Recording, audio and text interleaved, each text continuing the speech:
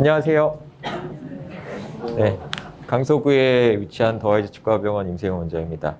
잇몸 질환들, 증상들, 대표적인 예들이 있는데 이게 이제 또 잘 구별을 못할 수도 있습니다. 잇몸 질환과 충치를 잘 구별을 못할 수도 있고요. 그런데 이제 잇몸 질환은 기본적으로 일단 이제 제일 첫 번째 신호가 뭐냐면 피나는 거예요. 양치할 때 피나는 거. 이게 제일 첫 번째 중요한 신호입니다. 그래서 우리가 이제 일반적인 건강한 잇몸이라면 양치하면서 피나지 않아요. 그런데 이제 잇몸 염증이 시작되면은 이제 양치할 때 피가 나고 또 그게 조금 더 심해지면은 이제 피곤할 때 부어요.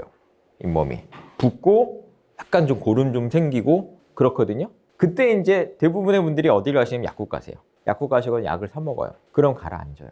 치료가 됐냐? 아니에요. 증상만 없어지는 거예요. 그 안에서 계속 녹아요. 그러니까 치주염이 제일 어려운 게 뭐냐면 그렇게 아프질 않아요.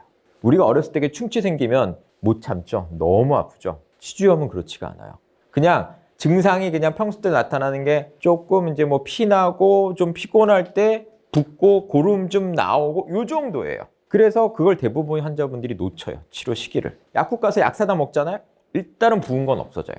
소염제니까 부은 건 없어집니다. 근데 그게 치료되는 게 아니고 속에 있는 염증은 계속 진행되는 거예요. 그래서 근본적인 걸 치료해야 되는데 그걸 안 하기 때문에 결국 이제 말기까지 가는 거고, 그 다음에 이제 좀 더 중기 이상 가면 그때부터 어떤 증상들이 나타나냐면요. 좀 씹을 때 아파요. 씹을 때 아픕니다. 왜 아프냐면 이제 중기 이상 가면 그때부터 이가 흔들리거든요. 왜냐면 이제 뼈가 절반 이상 무너지면 어떻겠어요? 이게 아무래도 좀 흔들리겠죠. 근데 초기 흔들림은 잘 못 느껴요. 근데 다만 씹을 땐 아파요. 왜냐하면 이를 강한 걸 씹잖아요. 그러면은 어떻게 이가 흔들리니까 주위가 이제 자극이 되니까 아파요. 그게 이제 좀 씹을 때 아프다 그러면은 이제 신경치료를 하면 안 되고 잇몸 치료를 해야 되는 거고, 거기서 이제 조금 더 이제 거의 말기까지 가면 이제 알아요. 내가 흔들리는 걸 알아요. 그래서 이제 그때 병원을 찾아와요. 그럼 대부분은 뽑읍시다 이렇게 얘기를 합니다. 환자분들이 자각할 때쯤 되면 이미 거의 말기까지 간 거예요. 그러니까 중기 정도에서 치료를 해야 돼요. 그래 얼마든지 살려요. 그런데 좀 흔들리네? 그리고 잡고 흔들어 보면 이들이 흔들리게 느껴져요. 이미 늦어요. 그러면 거의 늦습니다. 거의 안 돼요.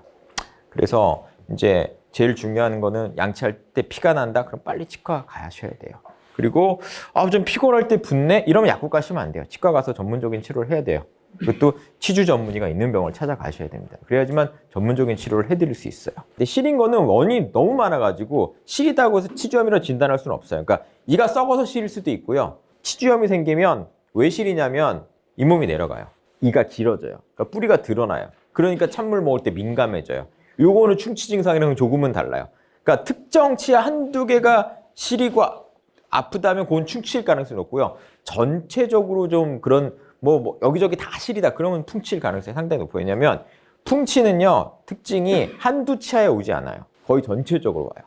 근데 충치는 한두 개 생기거든요. 어느 특정 부위에 생기는데 풍치는 한 치아에 풍치 오는 건 없어요.